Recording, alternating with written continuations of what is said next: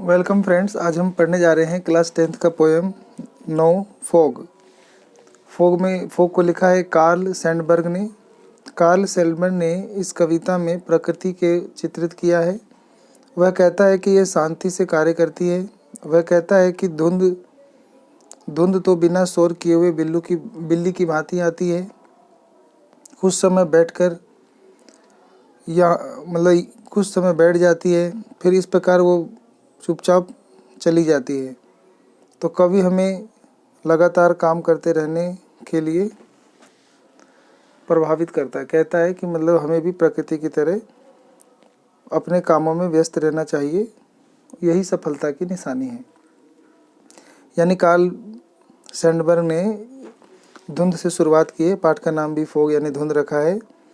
वो धुंध के बारे में बताते हैं कि ये प्रकृति का नियम है।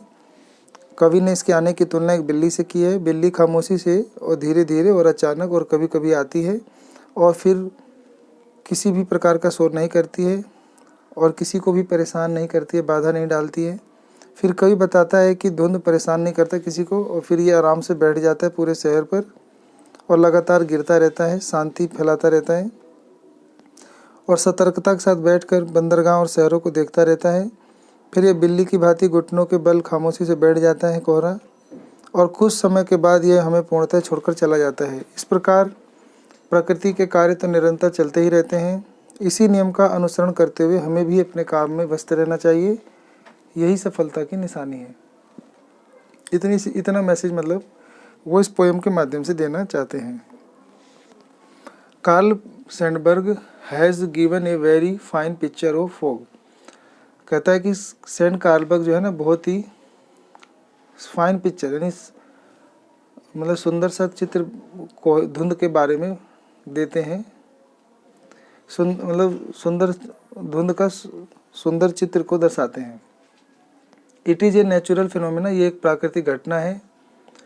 धुंध का आना एक प्राकृतिक घटना है। The poet has compare its arrival just like a cat.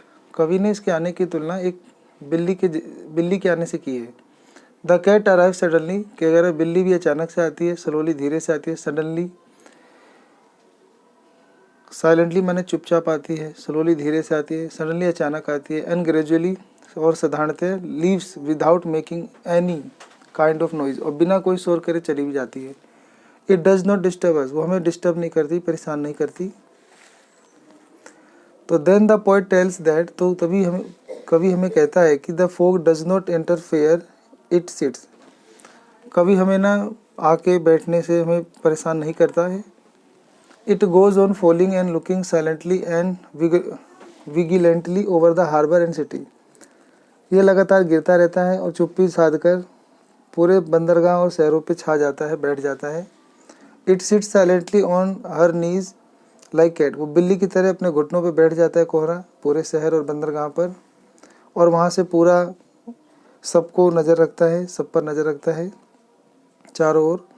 After some time, फिर कुछ देर के बाद, इट लीव अस कम्प्लीटली, ये हमें पूरी तरह से छोड़ के चला जाता है। दस यानी इस तरीके से the activity in the nature go on perennially, इसी तरीके से जो प्रकृति का क्रियाकलाप है ये वर्ष चलता रहता है।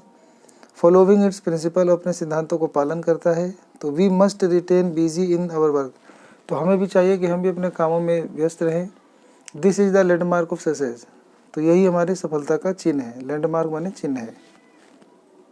उम्मीद करते हैं कि ये पोएम आपको समझ में आ गया है।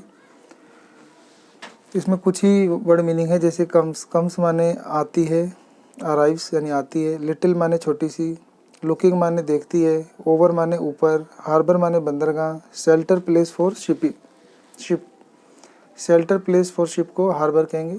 साइलेंट माने होता है खामोश, विदाउट नॉइज। हाउंचेस माने होता है घुटनों पर बैठना, sitting with knees bent.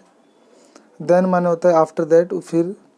Moves on माने चल पड़ना, स्टार्ट्स गोइंग। ठीक है, तो इतना ही वर्ड मीनिंग है यहाँ पे। उम्मीद करते हैं आपको समझ में आ गया है। आप सबको अपना कीमती समय देने के लिए धन्यवाद।